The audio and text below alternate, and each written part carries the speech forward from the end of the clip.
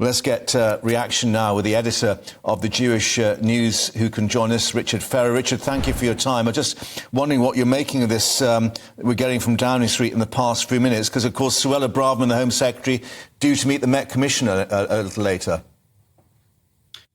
Well, I understood the Prime Minister is going to make a statement in the House later today, and I was absolutely convinced that it would be to give the Metropolitan Police more powers and for the CPS to be a bit clearer in terms of if there are arrests, there would then be prosecutions. Yeah, as we understand it, the Met's position is that it had what they called were expert officers on the scene in terms of this video that's been relayed, counter-terrorism officers who decided that there was no offence being committed. And then specialist Crown prosecution lawyers also viewed the footage and agreed with that assessment. Well, the word jihad was heard, and I understand there are multiple meanings for it, but, the word rape is a botanical term for a type of oil, but we know what that means as well, and also the context that it was uttered. I mean, I think it needs to be very, very critically, clearly labelled here that Hizb ut-Tahrir, where the event took place, they are an offshoot of the Muslim Brotherhood.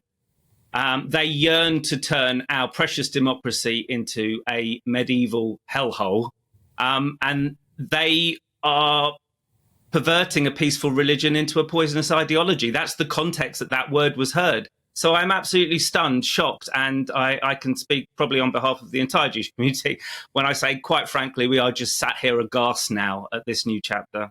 Yeah, so I'm just looking at, these words from the Prime Minister's official spokesman. Incredibly distressing for people to witness, not least to the UK's Jewish community, who deserve to feel safe at what must be an incredible traumatic time. I guess from what you're saying, and others will say, that seeing those scenes, you don't feel safe.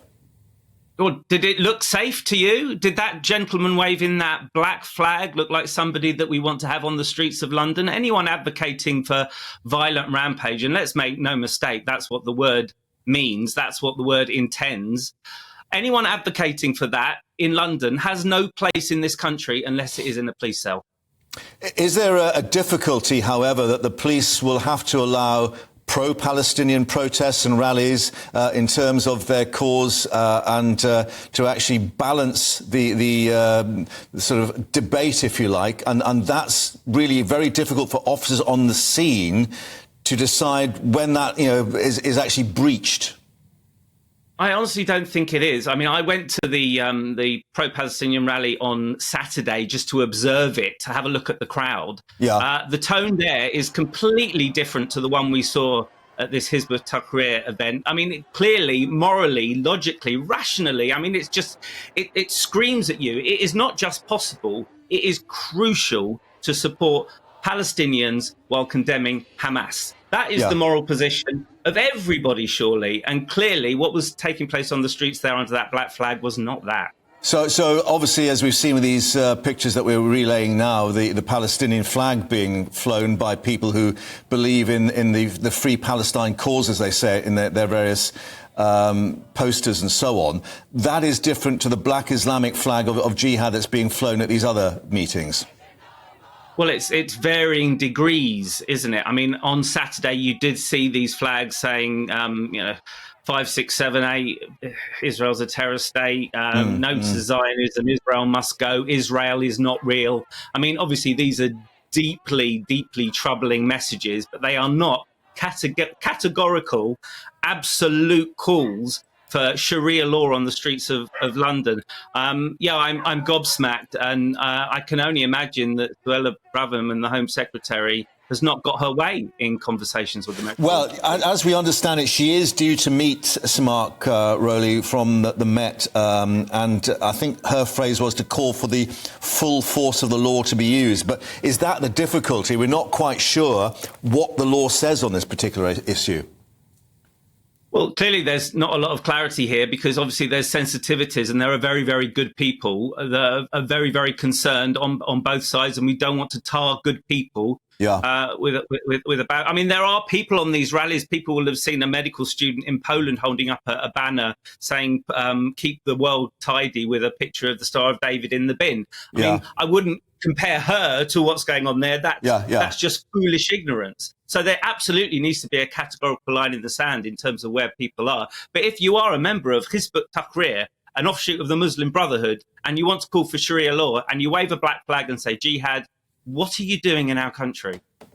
Right, and give us a sense as to how the Jewish community is feeling at the moment, bearing in mind this daily barrage, if I can put it that way, of news coming from both Israel and Gaza, and, as you said, from other European capitals and other protests and so on. I mean, do you feel as if you are politically in a bunker at the moment?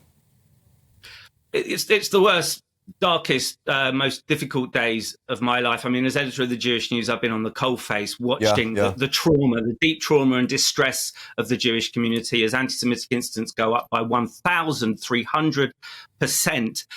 There was a big rally in Trafalgar Square yesterday, 15,000 Jewish people, and it was an event to bring attention to the 200 plus hostages that are being held currently in Gaza by the Hamas terrorists, and there was still trouble there. There were people screaming.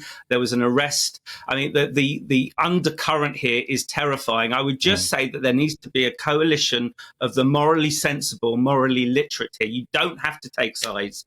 You know, we need to sympathise with Israel and what it's going through. We need to sympathise with Palestinian victims in Gaza. What's happening there is appalling. But there are clear enemies here on both sides. And I'd say the number one enemy, of course, is the horror that Hamas is inflicting, not only on its own people, but of course on Israelis and Jews. Yeah. Richard Ferrer, editor of the Jewish News, thank you very much indeed for joining us here on the live desk and taking us through that. Thank you.